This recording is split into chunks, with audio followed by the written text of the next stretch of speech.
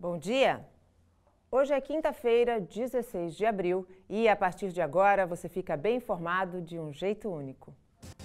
4 milhões de cestas básicas devem ser distribuídas no estado até julho. Concede a oportunidade proteica adequada e os nutrientes para uma família de até 4 pessoas. Na região, o Conselho de Desenvolvimento discute reabertura do comércio e medidas para o próximo feriado. A gente permitir a abertura agora, para no momento seguinte ter que recuar dessa decisão, não seria responsável. Os impactos da Covid-19 no setor portuário. O Bom Dia Cidades já começou. E você que está conosco pode interagir pelas redes sociais. Super fácil, super rápido. Você abre a câmera do seu celular, captura o nosso QR Code, aí vai abrir todas as nossas opções de multiplataforma, você escolhe a que você preferir, que mais gosta e fica com a gente até às 9 horas da manhã. Além disso, claro, tem a nossa linha direta com você, que está à sua disposição durante todo o programa. É o 13 982 28 8219. Abrimos a edição desta quinta-feira conversando ao vivo com o médico infectologista Evaldo Stanislau, que depois de ficar em isolamento por ter contraído a Covid-19, saiu de casa pela primeira vez hoje. Doutor Evaldo, bom dia. Antes de mais nada, eu quero agradecer a confiança, por você ter permitido que a gente fale com você logo após o seu isolamento. É a primeira emissora que você está falando ao vivo, logo depois de ter vencido a Covid-19. E, particularmente, eu acredito que esse seja o sentimento de todas as pessoas que te conhecem, vê-lo bem, vê-lo saudável, vê-lo de volta, é de um alento tremendo e de uma alegria imensa. Eu queria abrir o nosso bate-papo, doutor Evaldo, perguntando como é que foi sentir o ar fresco pela primeira vez, depois de tantos dias dentro de casa, enfrentando uma doença que eu acho que está mais do que clara, não é uma gripezinha. Bom dia, Nathalie, bom dia a todos. Primeiro, agradecer o convite. Eu não poderia dizer não, é o primeiro compromisso público e externo que eu estou tendo. Antes de ir para o hospital, parei aqui para conversar com você, com o seu público, porque acho que a imprensa em geral, você em particular, tem feito um papel essencial, que é o papel da comunicação. É muito bom, é muito gratificante a gente poder sair, receber esse ar puro, estar aqui interagindo com a natureza, vendo o céu, enfim. Mas, ao mesmo tempo, eu faço isso porque eu sou médico, porque eu estou indo para o hospital, porque eu trabalho numa função essencial e eu quero insistir. Se eu precisasse ficar mais 1 mês, 2 meses, 3 meses, o tempo que fosse necessário, em casa, eu ficaria, porque essa é a mensagem que a gente tem que deixar. O distanciamento social, ele é absolutamente necessário, é a única ferramenta que a gente tem para combater essa infecção. Não existe vacina, não existe medicamento efetivo, então o distanciamento social, ele faz com que o vírus que pode se transmitir de uma pessoa, a gente acreditava para 3, hoje a gente sabe que até para 6 pessoas, ele não se transmita. E com isso a gente consegue permitir que o nosso sistema de saúde dê a resposta que é necessária para enfrentar esse problema. Então, a minha resposta para você, eu estou super feliz. Eu, outro dia, escrevi numa rede social que eu estava até eufórico por esse dia. Eu estou mesmo, mal vejo a hora de chegar no hospital, ver os doentes, interagir com os residentes, poder atuar, mas, ao mesmo tempo, a sensação da responsabilidade. Fiz o que precisava fazer, fiquei no meu distanciamento e acho que as pessoas têm que fazer a sua parte, que é só assim que a gente vai superar a Covid-19. Doutor Evaldo, a gente costuma dizer que médico, quando fica doente, ele tem real consciência do que pode acontecer com ele. Muito mais consciência do que o cidadão comum, porque estudou para isso. Em algum momento da sua recuperação, você sentiu medo? O médico, ele não é diferente de ninguém, ele é de carne e osso. A gente tem responsabilidades, né? Nós temos os nossos sonhos, a nossa vida, a nossa família, enfim. Eu sempre busco, Nathalie, não sou do tipo de médico que que apenas fica do outro lado da mesa dizendo que as pessoas têm que fazer, não. Eu tento, pelo menos, fazer esse exercício de me colocar no lugar da pessoa que eu estou atendendo. E eu sei que é muito difícil, é muito difícil. Só sabe o que é estar doente quem está doente de fato. Então, por mais que a gente tente se colocar no lugar, é difícil, mas a gente tem que fazer esse exercício. E quando somos nós, os pacientes, a gente tenta manter a racionalidade, a gente tenta ver o lado, né, da maioria, a gente olha para as estatísticas, fala, não, eu vou evoluir bem, eu serei a estatística da maioria.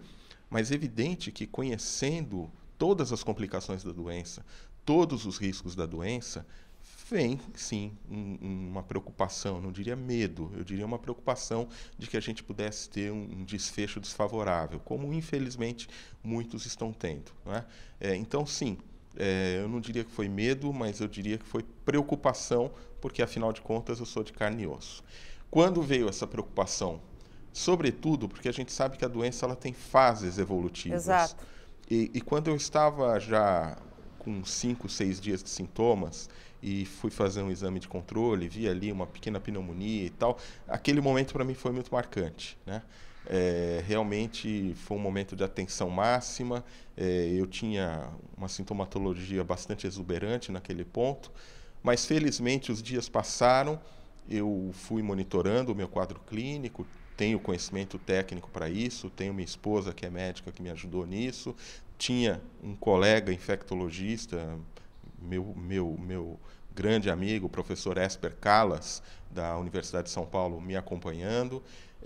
E aí, então, a gente foi vendo e progressivamente eu entrei numa fase de recuperação e por volta aí do 9º, 10º dia eu já estava muito bem e daí para frente eu até recuperei parcialmente o meu olfato, o meu paladar, a minha disposição, e hoje eu estou 100% pronto para recomeçar.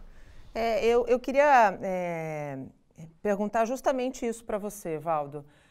O que você sentiu ao longo da sua recuperação? Como foram as respostas do teu corpo? Você sentiu dor? Você acabou de dizer que você perdeu o olfato, perdeu o paladar. O que mais que você sentiu até que você conseguisse se sentir bem novamente? Sabe, Nathalie, eu até comentei isso em outras entrevistas.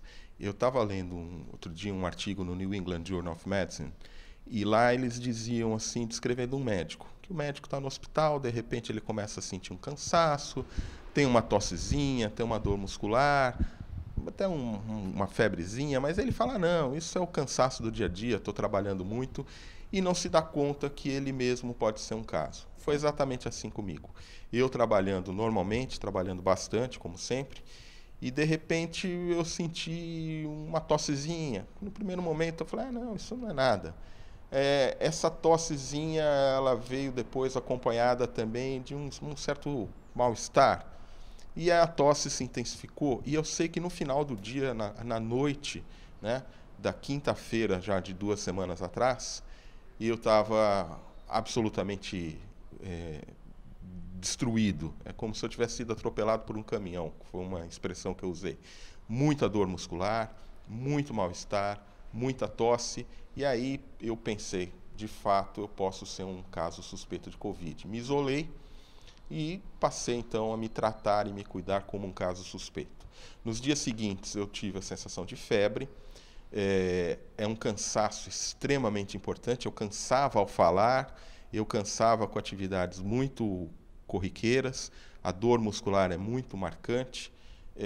E aí eu comecei a monitorar a minha saturação de oxigênio com um oxímetro digital e, a partir daí, eu comecei a ver que a minha saturação caiu e chegou no limite inferior da internação, que é 93. Teve no primeiro domingo, depois do início dos sintomas, em torno de 4, 5 dias, né, mais ou menos, eu tive uma noite muito ruim. Naquele dia eu quase fui para o hospital. Mas observei, fui observando, esperei mais um pouco e, felizmente, a minha saturação de oxigênio ela se manteve no limiar ali da internação ou não, mas eu consegui contornar isso e fiquei em casa, né? Veja, não é agradável, não é uma gripezinha, a tosse é seca, extremamente desconfortável. A gente perde o olfato e o paladar, que a gente não valoriza normalmente, a gente nem percebe o cheiro, né? Você só percebe que você deixa de sentir o cheiro das coisas quando você não sente mais. Exato. E essa é uma experiência muito inusitada. A perda do paladar também é muito inusitada. Você come qualquer coisa e, né, o nosso almoço de Páscoa, nós pedimos um restaurante que entregasse e eu comi um polvo. Era nada, quer dizer, era uma massa na minha boca, porque não tinha sabor de nada, entendeu? Recebi muito carinho das pessoas, inclusive, ganhei uns doces, umas coisas assim, mas não sentia muito sabor. Mas o carinho, eu recebi isso, Nathalie. Eu queria aproveitar aqui, claro, pela primeira vez, para realmente agradecer muito como é importante isso para a pessoa, para ela se sentir abraçada, para ela se sentir querida. Fez toda a diferença, Nos momentos difíceis, foi muito importante. Os meus alunos me mandaram um material que foi muito, muito, muito marcante. E todo mundo. Então, eu queria aqui publicamente agradecer e dizer da minha responsabilidade, do meu compromisso com todos, com cada um, de que se eu fazia alguma coisa correta, eu quero fazer ainda melhor daqui para frente, porque é isso que a gente tem que fazer, é esse retorno que a gente tem que dar para as pessoas. Covid-19 não é um problema de um, é um problema de todos, e a gente só vai superar isso juntos, e eu quero estar junto com todo mundo e fazer a minha parte. Esse é o seu sentimento agora que a gente está encerrando a nossa entrevista, tenho certeza que esse é o seu sentimento que você leva agora para o hospital, voltando a trabalhar, voltando a fazer o que você ama, porque quem te conhece, te acompanha nas redes sociais, sabe que o teu ofício é um ofício por amor, né? Vocês médicos, eu não me canso de dizer, são os grandes heróis dessa guerra. A gente sabe que tem gente perdendo a batalha para a Covid-19 que está na linha de frente, profissionais da saúde que estão morrendo e profissionais da saúde que estão ficando infectados. Então, assim, o meu desejo, doutor Evaldo, é que você volte a fazer o que você faz tão bem e a cuidar daqueles que mais precisam. Porque se tem uma coisa que a gente percebeu também com a Covid-19 é que nós precisamos, o nosso sistema de saúde precisa estar atento às doenças de base. Porque são pessoas com doenças de base que estão morrendo em sua maioria. De fato, Nathalie, eu queria agradecer as suas palavras, mas estender esse seu reconhecimento a todos os profissionais de saúde. Sim. Eu queria falar especialmente para os técnicos de enfermagem, para os enfermeiros, para os fisioterapeutas, para os farmacêuticos, para os terapeutas ocupacionais, para os fonoaudiólogos, para toda a equipe de saúde e para nós médicos também, para os acadêmicos. Todo mundo faz parte de uma corrente da saúde, Exato. Todos são importantes. Evidentemente que o médico acaba sendo aquele que tem mais visibilidade, mas a gente não vence a Covid-19 sem a equipe. E quem vai lá e põe literalmente a mão na massa, que cuida do doente, que dá banho, que faz o curativo, que muda o decúbito, que faz todas as manobras respiratórias, é uma equipe multiprofissional que a gente tem que reconhecer muito, e fica aqui também o meu reconhecimento a todos. Muito obrigado, Nathalie. Eu que agradeço, doutor Evaldo. Sinta-se abraçado, um beijo muito carinhoso e acredite, eu estou muito feliz de ter a oportunidade de te ver e ver que você está bem. Muito obrigada. Bom dia de trabalho, bom retorno. E o governo do estado faz balanço das doações do Comitê Empresarial Solidário e anuncia a distribuição de 4 milhões de cestas básicas até julho. Concede a oportunidade proteica adequada e os nutrientes para uma família de até 4 pessoas durante 30 dias. A montagem e a estruturação dessa cesta foi feita com a ajuda de especialistas em nutrição do Hospital Albert Einstein. Serão distribuídos até o dia 30 de abril 1 milhão de cestas, e toda a distribuição será feita em comum acordo com as prefeituras municipais. O investimento do governo do estado de São Paulo é de 110 milhões por mês, 440 milhões de reais ao longo deste período de abril até julho. Dória também fez um balanço das doações do Comitê Empresarial Solidário. Já está operando há um mês e reúne 238 empresários e empresárias aqui do estado de São Paulo. Conseguiu reunir 367 milhões de reais em doações, em dinheiro, em produtos e serviços para saúde, proteção social e segurança pública. Acostumados a reuniões presenciais, onde muita gente se encontra, o Lide Santos agora adotou um novo formato para reunir os associados. O Lide é o maior e mais importante grupo de lideranças empresariais do Brasil. Só na Baixada Santista são 53 empresas. Por causa da Covid-19, os encontros e eventos passaram a ser virtuais, seguindo as recomendações do Ministério da Saúde. As empresas estão se refazendo, repensando sua forma de trabalhar e a gente está descobrindo um novo mundo que vem pela frente. Obviamente que vamos ter perdas consideráveis, tanto de vidas quanto econômicas. E o Lide está trabalhando na linha de buscar conhecer um pouquinho melhor essas dificuldades e buscar os caminhos mais curtos. O próximo evento, que acontece no dia 17, terá a participação da deputada federal Rosana Vale, que vai falar sobre os projetos em discussão no Congresso e sobre as medidas para diminuir os impactos da Covid-19. Vou falar também sobre as minhas ações para trazer recursos aqui para a Baixada Santista. Tenho falado e defendido muito que não é hora de apontar culpados, mas de unir esforços e apontar caminhos. E tenho certeza que essa reunião será bastante produtiva. Vou sair de lá com boas ideias para me ajudar nessa batalha aí junto ao Congresso Nacional para defender a região e também os brasileiros. O Lide Santos também prepara o primeiro Fórum de Logística Integrada da Baixada Santista, marcado para o dia 28 de abril. A gente tem a preocupação de reunir todos os modais de logística da região. Então a gente vai ter aí ferrovias, vai ter a parte de portos, vai ter estradas. Então a gente está trabalhando com os aeroportos que estão chegando aqui na região. Então a gente vai trabalhar esses modais para entender como é que fica a nossa logística e como a gente está programando para o futuro. Contamos com vocês, membros do Lide, quem não é ainda, entre, porque vai ser um ano muito interessante para a gente. E está comigo Gustavo Klein, editor-chefe do Santa Portal. Hoje, um pouquinho mais cedo, no nosso destaque da hora do Santa Portal, o que é que está em destaque quando a gente fala de Covid-19, Gustavo? Passamos, como já era previsto ontem, dos 2 milhões de casos, Nathalie. Já chegamos quase nos 10% aí dos 2 milhões. 2 milhões e 72 mil casos já no mundo, com 137 mil mortes e 518 mil pessoas que já se recuperaram, como o Dr. Evaldo Stanislau, coronavírus. Nos números no estado? No estado de São Paulo são 11.043 casos já, com 778 mortes. Aqui na região, 444 casos, com 34 óbitos. Santos, 290, com 21 mortes. O Paulo vai entrar aqui, que a gente está com um probleminha no seu microfone, então a gente vai desabilitar o seu microfone e vamos pegar o microfone de mão. Está ok? Só um minutinho, Gustavo. Melhor? Aqui, programa ao vivo é assim, gente, tá bom? Podemos? Tá bom. Vamos repetir, Gustavo, então, o que você falou, porque o nosso público pode não ter compreendido. Aqui no estado de São Paulo são 11.043 casos com 778 mortes.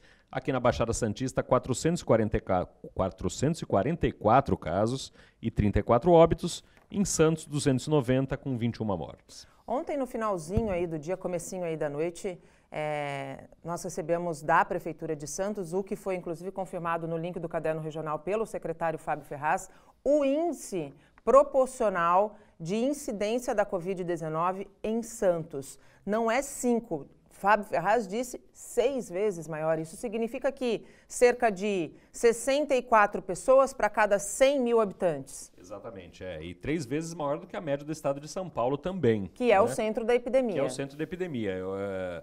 Em proporção relativa à população da cidade, Santos tem mais casos do que a cidade de São Paulo, que é o epicentro da epidemia. Então, a situação aqui é bastante crítica e a gente continua vendo as pessoas desrespeitando as regras de isolamento.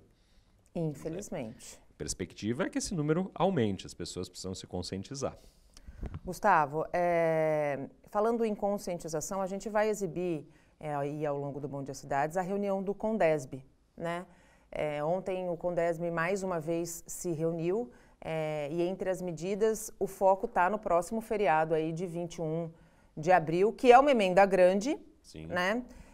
E que a gente precisa reforçar as atenções. Nesse momento em que os prefeitos se reuniram, a gente também noticiou o que seria uma flexibilização da abertura do comércio em Cubatão.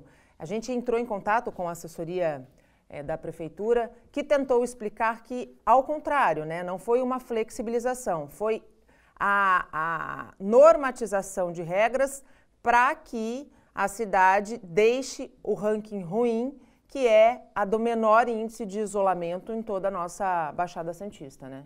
Exatamente, houve esse incômodo também com a palavra relaxamento, flexibilização, por parte da Prefeitura de São Vicente. A gente vai falar hoje, inclusive, com... Cubatão, não São Vicente.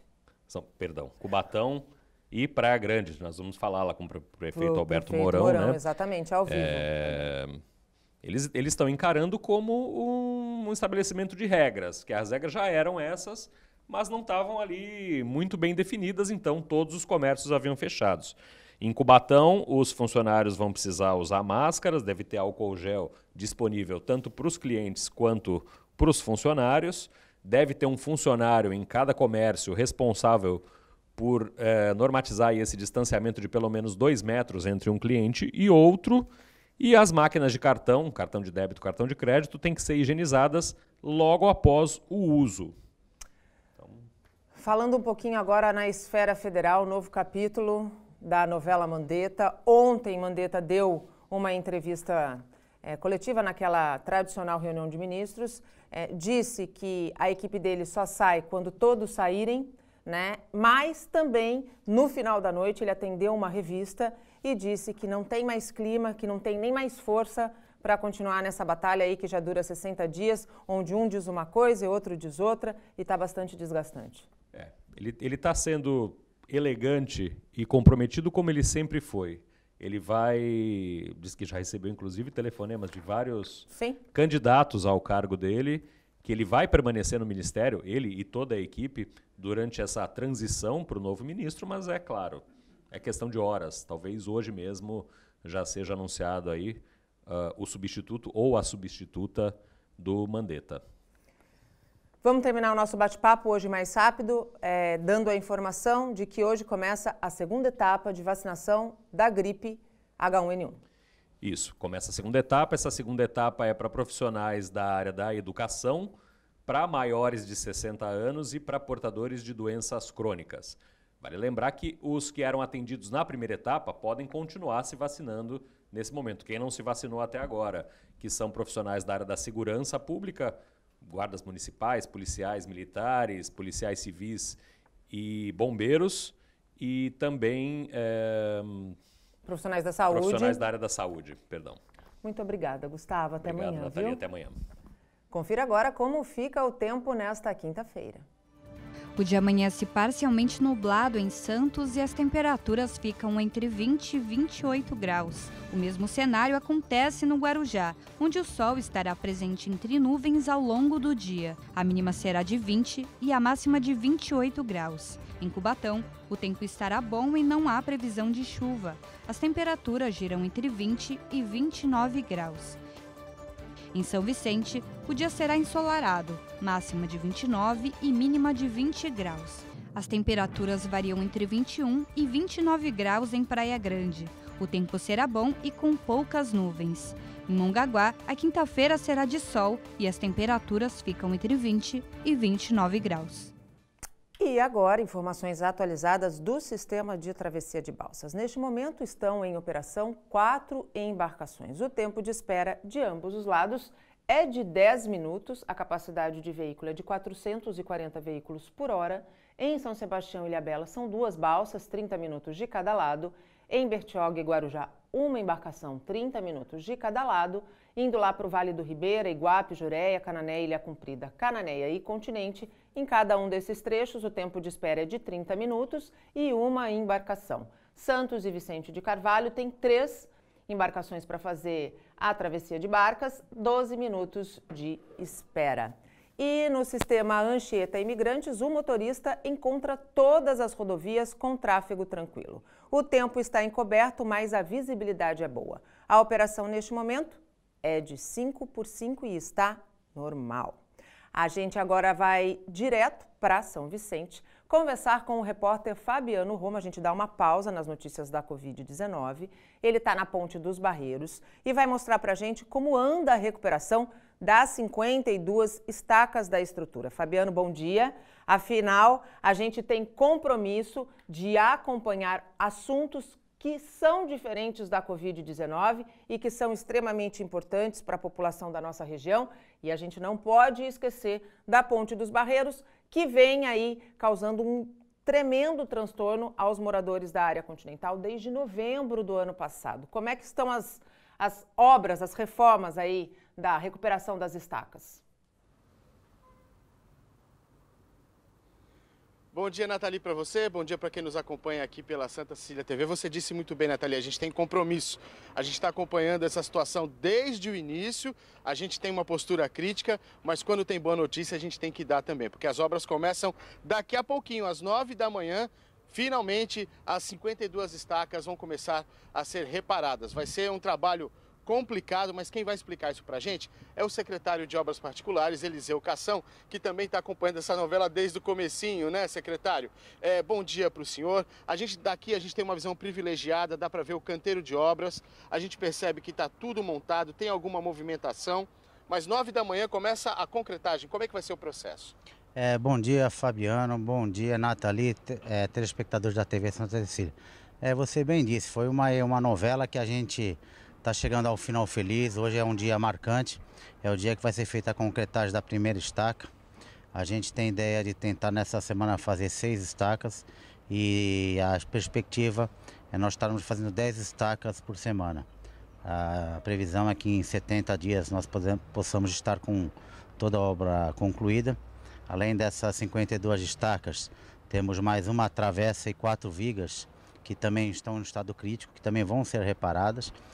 Foi montada toda uma estrutura que pode se ver aqui de cima para que os trabalhadores possam estar trabalhando em segurança e os serviços serem executados de forma adequada.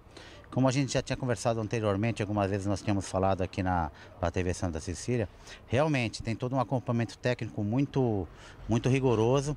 O concreto é um concreto especial, dosado sob medida para essas condições, e a gente tem aí uma obra que por mais 50 a 60 anos, tranquilamente em condições estruturais garantidas. Secretário, é importante a gente ressaltar que, como o senhor mesmo já adiantou, é um trabalho difícil, né? Só o concreto já é diferente, vão ter que ser utilizados aí mergulhadores. Eu queria que o senhor, para matar a curiosidade de quem está nos assistindo, né, explicasse basicamente como é que vai ser isso, né? Pois não. É feito a principal mão de obra um pouco mais específica, a mais específica que nós temos aqui, realmente são os mergulhadores. Eles, com espátulas, eles raspam toda a estrutura, né, uma raspagem mecânica. A seguir é feito um hidrojateamento, água sob pressão, ela atinge toda a superfície da estaca para tirar todos os micro-organismos existentes. É montada uma forma, uma estrutura de ferro, né, feita fora do canteiro, mas levada para debaixo d'água. É montada uma forma, com a espessura, aqui no caso de 12 centímetros, e aí é injetado concreto pela parte inferior. Esse concreto, como disse, é especial, ele tem uma viscosidade, uma densidade já devidamente calculadas, e à medida que ele vai preenchendo o vazio, a água é expulsa pela parte superior. E assim, ao final de 4, 5 horas, nós temos a estaca totalmente preenchida. Secretário, muito obrigado pelas suas explicações. Só para a gente repassar, então, essa semana quantas estacas? A previsão é de 6 estacas para essa semana e a partir da semana que vem, 10 por semana. Tá ok. Secretário, muito obrigado. Agradeço aí pela gentileza de estar sempre aqui com a gente. Pode contar com a gente. Como o senhor mesmo disse, né? Está sempre presente aqui, dando as informações para quem está ligado na Santa Cecília TV. Nathalie, só repassando, né? A gente falou no comecinho que foi uma novela e eu tenho acompanhado essa novela desde o início. Nós temos acompanhado essa novela desde o início. Começou em final de novembro do ano passado. Foi uma briga danada, um corre-corre danado. Interditou-se a ponte, a prefeitura correu atrás. Contratou uma empresa de engenharia para fazer um outro laudo que não foi aceito. então decidiu-se pela reforma. A Prefeitura de São Vicente tentou ajuda no governo do estado, não conseguiu, a ajuda veio aí do governo federal, mais de 50 milhões, e essa primeira fase vai custar quase 6 milhões de reais. Nathalie. Obrigada, Fabiano, bom trabalho. E a Santa Cecília no momento certo, na hora que a notícia acontece. Muito obrigada. No próximo bloco, a gente vai falar dos impactos da Covid-19 para o segmento portuário no quadro Bom Dia Porto. Voltamos já. Estamos de volta e neste bloco vamos falar dos reflexos da Covid-19 para o setor portuário. Está aqui comigo no estúdio o consultor portuário e apresentador do Porto e Negócios, Maxwell Rodrigues. Max, seja bem-vindo ao Bom Dia Cidades. Bom dia. Bom dia, Nathalie. Bom dia para essa sua audiência tão qualificada. Sempre bom a gente estar aqui às quintas-feiras para que a gente possa debater a maior joia que a gente tem na nossa região, que é o Porto de Santos. E também a gente vai ter a companhia ao vivo do diretor comercial da G. Pierotti, mas ele, através da internet, com a ajuda da tecnologia, Gustavo Pierotti. Bom dia, seja muito bem-vindo ao Bom Dia Cidades. Bom dia, Nathalie. Bom dia, Max. À disposição. Gustavo, eu queria começar o nosso bate-papo contigo para saber como é que tem sido os impactos neste momento da crise para a empresa, para a G. Pierotti, que é uma empresa de suprimentos. Nesse momento, a gente pode imaginar que o movimento aumentou. Na verdade, o número de navios continua o mesmo por enquanto. A gente entende que a partir do segundo semestre, o mundo inteiro vai entrar em recessão e muito provavelmente o comércio marítimo vai sofrer por consequência. O que a gente tem percebido nesse momento é que, apesar do número de navios permanecer igual, a quantidade que os navios têm pedido aumentou. E por que a gente entende que isso está acontecendo? Pela insegurança sobre o cenário futuro. Então, os navios, na dúvida de como a crise vai evoluir, estão preferindo se estocar com mais mantimentos para evitar, por exemplo, que eles cheguem num outro porto, num outro país, onde eventualmente o país esteja em lockdown, eles não têm autorização para atracação e eles não possam ficar, obviamente, sem os insumos mínimos de primeira necessidade de subsistência. Então, eles estão se estocando mais nesse momento para aguardar o desenrolar da crise. O que tem tido a maior demanda? Bom, além de alimentos e água, muita água, sem dúvida os produtos que existem maior demanda nesse momento são os produtos de combate ao Covid-19. Né? Mas, como vocês podem imaginar, nós temos tido muita dificuldade de encontrar esses produtos, que são álcool em gel, máscaras, macacões descartáveis, alguns têm pedido até teste rápido para Covid-19, esse tipo de produto que a gente entende que está sendo destinado, num primeiro momento, ao pessoal do serviço de saúde, não poderia ser diferente. Sem dúvida. Mas para fazer um apelo aqui que o trabalhador portuário, seja ele público ou privado, ele também precisa, não só para a proteção do próprio trabalhador, mas também para a tripulação dos navios, né? Porque nós somos um vetor, nós temos risco iminente tanto de contágio, de contagiar o tripulante, como de ser contagiado. Então é importante que a gente também tenha acesso a esse tipo de produto num momento como esses. A gente precisa dizer, né, Max, que trabalhador portuário está na linha de frente, né? Sem sombra de dúvida. Evidentemente que é uma atividade que não pode parar dentro do nosso país, mas de certa forma também nós precisamos tranquilizar a população de um modo geral que esta pandemia ela vai passar. A gente tem uma preocupação bastante grande, a gente vem acompanhando, Nathalie, portos internacionais, a Europa por si só, ela vem passando por uma série de dificuldades na operação portuária e a gente fala que o porto não para e não deve parar, porque é ele que abastece efetivamente boa parte do nosso país, em virtude, ora, das dificuldades das micros e pequenas empresas, por ter acesso efetivamente às questões econômicas e financeiras. A gente está passando por esse momento aqui no nosso país, as medidas do governo federal não vêm chegando a estas empresas, o que pode dificultar as operações portuárias e, ora, pelo medo. Né? A Europa vem sofrendo isso hoje. Os trabalhadores, em virtude de uma mídia especulativa bastante grande em prol desse terrorismo que vem sendo colocado, óbvio que a doença é séria, ninguém vem discutindo esta questão, mas isto também contribui. A Europa, alguns portos da Europa já operam 16 horas por dia, já não operam mais 24 horas por dia em prol destas dificuldades. Max, o Gustavo colocou a questão de uma recessão a partir do segundo semestre. Qual que é a tua opinião a respeito dos impactos para o setor portuário da Covid-19? Nathalie, a gente pode dividir em dois cenários, né? Eu quero falar do cenário local e o nosso cenário nacional. Em conferência até propriamente com o presidente da Santos Port Authority, o Tércio foi muito categórico, pontuando que principalmente os terminais de commodities não passarão por nenhum tipo de dificuldade, ou passarão por menos dificuldades necessariamente e vão sentir menos o impacto em virtude do abastecimento global que é necessário e também da alta do dólar. Isso contribui para o desenvolvimento desta atividade e deste negócio. Por outro lado, os terminais de container, ele alertou que vão passar por sérias dificuldades agora, já no segundo semestre e também a partir do segundo semestre de 2020, o que preocupa a nossa região, porque é aí onde está o grande valor agregado para gerar a economia na nossa região. A gente tem aqui o Gustavo, é um prestador de serviço para essas atividades também. Uma coisa que a gente precisa alertar e a população precisa ter esta percepção também, nós tivemos agora, neste mês, Nathalie, 7 blank sailings, que são cancelamentos de rotas e serviços para o Porto de Santos. Existe a previsibilidade de mais 8 para o próximo mês, o que vai afetar as atividades na nossa região. Eu vejo a percepção e a população e propriamente a mídia muito preocupada com a questão da doença, tem de se preocupar, não vejo ainda propostas de solução, a gente precisa ter uma perspectiva, nós temos de entender que o ser humano ele não vive sem perspectiva. Se a gente sai de casa por alguma razão, é em virtude da nossa família, ou em virtude de sonhos, metas, ou o que quer que seja.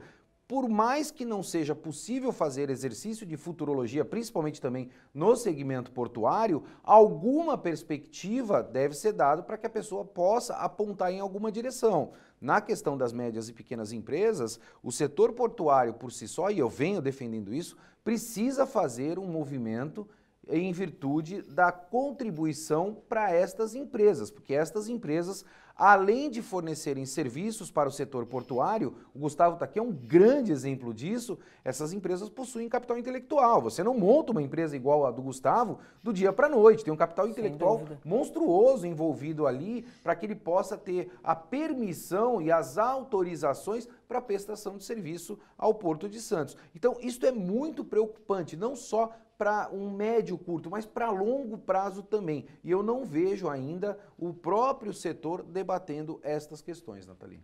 Gustavo, como é que a GE Pierotti está fazendo, e eu acredito refazendo o seu planejamento de 2020, para passar por todo esse cenário que o Max acabou de pontuar para nós?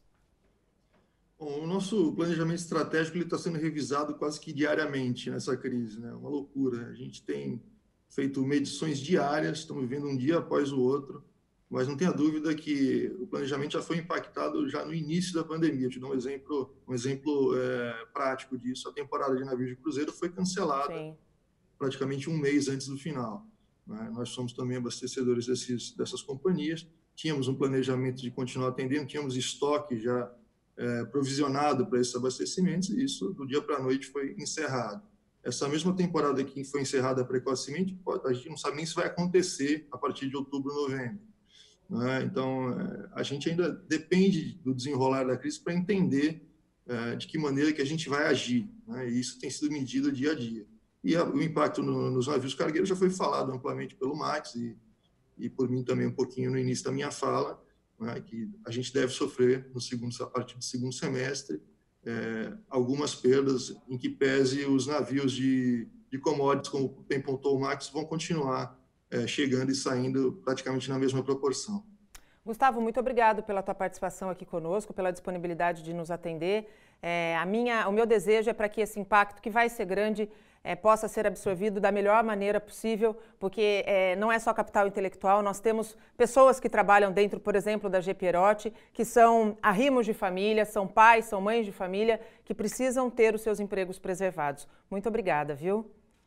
Eu que agradeço, não só em nome da GE Pierotti, mas em nome do trabalhador portuário, né? Que somos todos, né, do Porto de Santos, e que nesse momento estamos sofrendo como toda a população. Obrigado pela oportunidade, disponha sempre da gente. Max, para a gente encerrar o nosso bate-papo aqui do nosso quadro, o que é urgente, o que é importante e o que é desnecessário nesse momento? Nathalie, isto foi uma proposta que eu fiz e venho capitaneando esta proposta principalmente no setor portuário. Na próxima semana a gente tem uma entrevista com o Ricardo Arten, presidente e CEO da BTP, e falei muito com ele em relação a isso. Venho falando com a Arbitrar. A Santa Cecília TV vai promover uma live específica para o segmento portuário nas plataformas Facebook e YouTube, para que a gente possa levar este conhecimento principalmente para a nossa região. E esse tema é um tema que a gente propõe a solução, né? Eu não vejo ninguém abordar a solução. A gente vem muito tratando dos problemas, mas da solução efetivamente a gente não trata. Falando em urgente, né, o que é urgente? Urgente é tudo aquilo que a gente precisa tratar no dia a dia, Nathalie. Tudo aquilo que evidentemente ocorre em virtude da pandemia do Covid-19, as empresas vão ter de tomar uma ação. Seja o álcool gel, seja a máscara, amanhã pode ser algo diferente, a falta de um determinado medicamento ou de um insumo. Isso é urgente, isso a gente vai ter que tratar agora, é o imediatismo. E o brasileiro olha muito por esse lado, e é o que a gente vem fazendo hoje. O que é importante, né? O que necessariamente a gente precisa olhar como importante?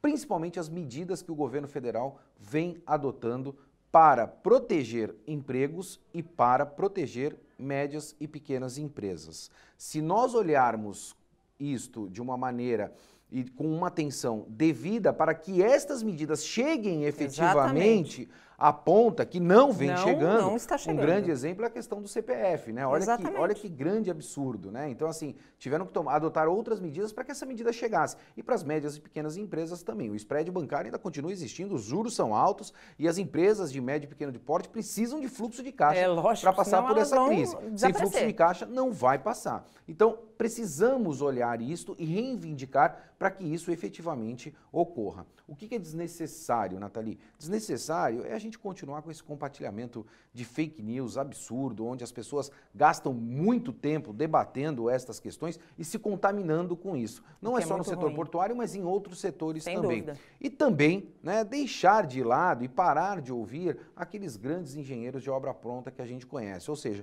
a cada passo que você dá, 50 críticas você recebe. Então isso é completamente desnecessário nesse momento e a gente não precisa dar atenção absolutamente nenhuma para isso. Max, muito obrigado pela tua participação. Quinta-feira eu te espero aqui de novo.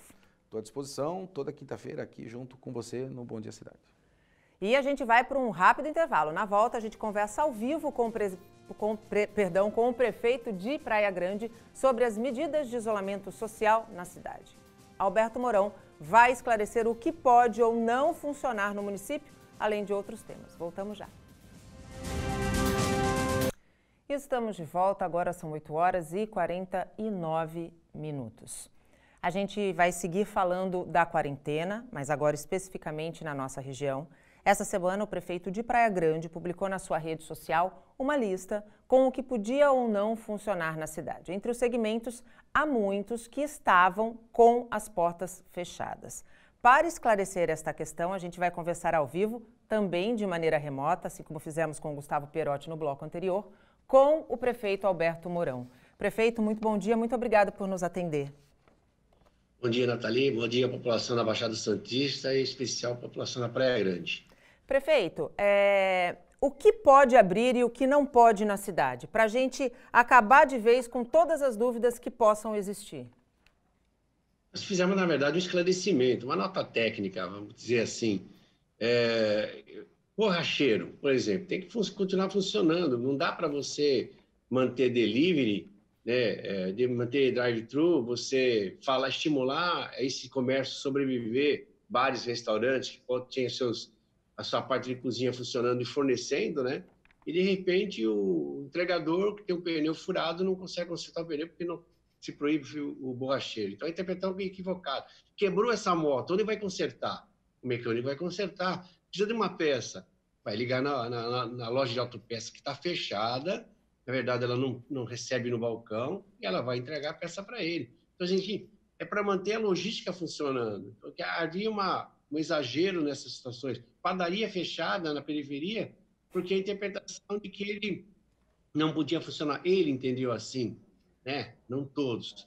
E a padaria pode estar funcionando, pode fazer um balcão, não pode ter mesa lá. Ele tem a padaria, que vai fabricar o pão, e tem um mercadinho dentro da padaria. Funciona normalmente. E aí, a gente acabou orientando algumas coisas. Ótica. Se meu óculos, que tem 5 graus, 3 graus, eu não enxergo direito, né? Tem uma certa idade. Quebrar, eu espero terminar quando, não sei quando. Isso aí, não.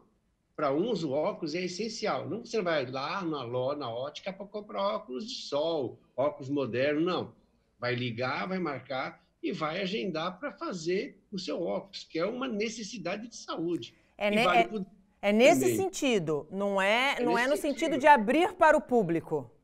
Ah, não tem fluxo de gente, não é isso. Vai lá e abre a porta. O dentista tem que continuar. Como é que você está com uma emergência, uma infecção grave no dente, que pode até levar à morte, que a gente acha que dentista não tem risco, tem enormes riscos, e de repente o cara fica sem socorro? Não, o dentista está autorizado a receber. Agora, o dentista tem que usar o bom senso. É hora de começar a fazer aparelhos? Não. Fazer aquela estética? Não. A parte odontológica da estética tem que deixar. E vale também para um cabeleireiro. Ele pode fazer por agendamento. Ele não pode juntar 50 pessoas dentro do salão. Aquilo que tinha antigamente não existe, é individual, é distanciado, é o rigor, né? Acho que, assim, coisas que acumulam gente, não pode. Você não vai falar assim, vou abrir o barzinho. É óbvio que todo mundo... Barzinho, cara. Restaurante, o nível de insegurança é muito grande nesse momento. Prefeito, a gente está aí à beira de ter mais um grande feriado, de uma emenda longa. Ontem teve reunião do Condesb e há uma grande preocupação de, neste momento, manter os turistas nas suas cidades e não nas nossas cidades. Como é que a Prefeitura, Praia Grande, que é um destino sempre muito procurado, vai agir? Os bloqueios vão continuar?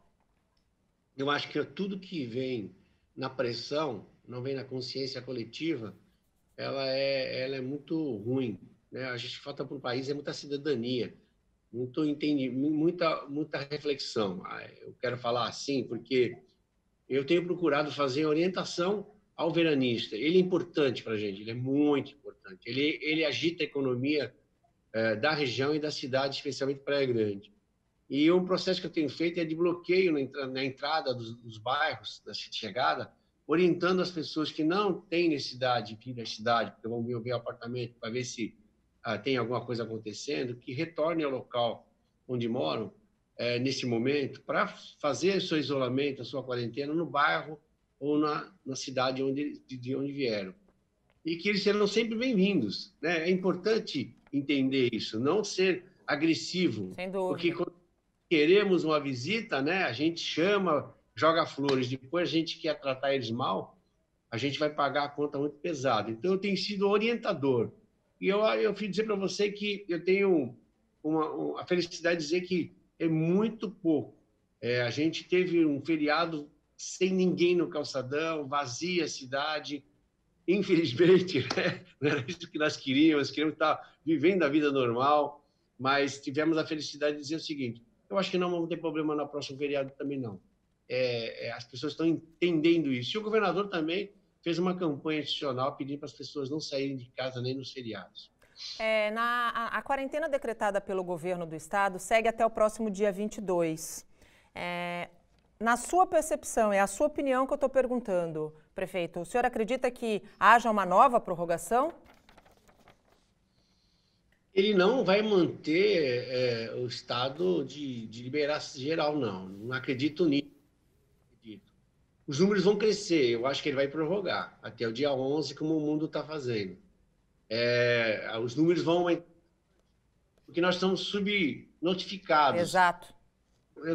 Eu agora, depois de contratar um laboratório, credenciar ele começou a trabalhar na segunda-feira, os números começaram a saltar, patinava em 12, já 33. Eu tenho 323 exames para virem. Quando chegar esses exames, uma grande parte chega essa semana, o meu número vai saltar para 150. E aí as outras cidades também. Então, o Brasil vai chegar a ser o 10º no mundo em número de casos. E até o meados de maio, ele passa a ser o 4º ou 5º do mundo no número de casos. Então, automaticamente, ainda nós estamos no começo do processo da subida. Ou a gente entorta esse bico dessa curva, exato, ou a gente realmente vai entrar numa pandemia para valer. Eu acredito que o governador está tentando, mesmo com desgaste, segurar São Paulo, porque São Paulo é um lugar pior, metade dos casos. É o epicentro. E não tem como ele não fazer isso. Só que São Paulo é vital para o Brasil, porque o São Paulo para a economia nacional. Exatamente. Grave também. Então, quando eu vejo assim, a disputa política, falar numa situação dessa e torcer para que São Paulo passe dificuldade, todos passarão no Brasil. Exatamente. Prefeito, falando um pouquinho da questão do número de leitos, o senhor acabou de dizer que o número de casos deve subir e a gente precisa estar preparado para atender esses pacientes. Como está hoje o cenário de Praia Grande? Está tudo pronto, especialmente nos hospitais de campanha que foram montados? Nós montamos 3 cenários para baixa complexidade, que é a internação, que está levando em torno, a gente tem acompanhado, a internação está levando em torno de 8 a 10 dias de internação. Uma pessoa que está com problemas mais graves nessa gripe, ele tem que ser internado. Esses leitos são 240 leitos. Na fase primeira era dentro do hospital, e nós já estamos ocupados com 80%, né? Essa semana, acho que termina o sábado e domingo com 100% de ocupação. Acredito que a semana que vem nós começamos a ocupar a segunda fase, que são os primeiros 100 leitos que já estão prontos também lá no ginásio do Falcão. E na terceira etapa tem mais 100 leitos prontos, só sem contratação de pessoal, que são os do Rodrigão. Então, são 240 leitos de internação simples e ampliamos o hospital em mais 50 leitos de UTI, mais 30 leitos de UTI numa primeira fase. Temos 20 leitos contratados com o hospital que foi construído e inaugurado agora há coisa de 90 dias, e temos, que é a Casa de Saúde, aqui em Praia Grande, e temos também 20 leitos atuais de adulto e 20 de neonatal e infantil. E temos mais 20 leitos estabelecidos para a ala do segundo andar, onde serão instaladas semi-intensivas. Então, a gente pode chegar a 110 leitos. Então, são fases de implantação, mas que em uma semana você consegue resolver isso. Nós só temos um problema com os respiradores que não chegaram e nós estamos bloqueados aí. A gente espera que o governo do estado ou federal mande os respiradores. Que são fundamentais, sem dúvida nenhuma. Do leito de adulto, nós já estamos com 60% ocupado das vagas. Então, a gente não tem muita folga não mais. Então, assim, é porque a doença ela sofre assim, uma velocidade que a gente... Muito rápida. Muito rápida. Nós, há um mês atrás, exatamente um mês, no dia de hoje, nós tínhamos 160 casos no Brasil. Exatamente. Nós vamos bater na casa dos 30 mil. Então, assim, a gente às vezes não leva a sério isso, né? O recado que fica, eu acho, nosso tempo está chegando ao final, prefeito, eu acho que o recado que fica é: fique em casa se você não for serviço essencial. Eu queria falar uma coisa, viu, Natália? Eu vi uma palavra sua ali, que infelizmente isso é falta de política de saúde básica. Sim. Eu queria dar um recado para a sociedade, aproveitar um programa de tanta audiência. Esse é o grande erro da política pública do Brasil ao longo de anos. Cada ministro que passa, infelizmente nós vamos trocar mais uma vez um ministro, ele vem com uma nova dinâmica de ação social na área de saúde, o Sistema Único de Saúde. E ele estimula, às vezes, que nem se estimula demais as UPAs, que é a emergência, e se afrouxou na saúde da família, que foi um grande lance do começo dos anos 90 e fim dos anos 90. Isso é que é um erro. Então, erro. Hoje, que nós temos 50 e tantas mil pessoas só em Praia Grande ou no Brasil, quantos milhões de pessoas que são hipertensas, diabéticas, têm doenças coronárias, têm doenças respiratórias, tudo originário. Exato. Lá, falta de atendimento básico de saúde e orientação, porque nós, brasileiros, queremos sempre o pronta entrega, bater no ponto-socorro, conversar com o médico, e ele não vai investigar seu quadro clínico, ele não vai cuidar de você, ele vai tirar a sua dor, ele vai te orientar a procurar um especialista, mas ele não quer saber isso, ele quer agora, ele quer chegar na porta e ser atendido. E aí, hoje ele está colhendo o fruto Exato. Dessa falta de responsabilidade individual. Sim. Né, e coletiva, porque está aí Canadá, que fez a lição de casa, e os países que fizeram a lição de casa não estão passando por dificuldade. Então é o seguinte, a gente não pode comparar sociedades diferentes. nós temos um problema enorme básico. Ninguém está com problema respiratório porque quer. Basta ver, quem mora mal, mora em terra batida, que não tem piso, o teto é inadequado, a umidade relativa muito grande, essa pessoa vai ficar doente. Sem dúvida. Então, assim, nós investimos nada. É uma vergonha que se foi investido em habitação, é uma vergonha que foi investido em saneamento básico, enquanto a gente financiou supérfluo nesse país e o BNDES financiou muito e muito supérfluo. Este é um grande erro. A gente vai ter que sair desta pandemia para repensar a sociedade brasileira, parar com essa hipocrisia, sabe, de quem não querer discutir o que é essencial, porque se nós vamos colher os frutos negativos agora, a gente deve a esse falta de cuidado. Sem dúvida nenhuma, prefeito. Eu concordo em absoluto com essa sua fala final e eu gostaria muito de agradecer a tua disponibilidade de atender o jornalismo aqui do Sistema Santa Cecília de Comunicação. Tenha uma excelente quinta-feira. Obrigado, igualmente. E o Bom Dia Cidades desta quinta-feira fica por aqui. Ao longo da nossa programação, você acompanha o Boletim Santa Portal. Às 7h30 da noite, tem o resumo das notícias do dia no Caderno Regional. E claro, ao longo de todo o dia, informações da nossa região, do Brasil e do mundo no Santa Portal. Eu volto amanhã às 8 horas da manhã, se Deus quiser.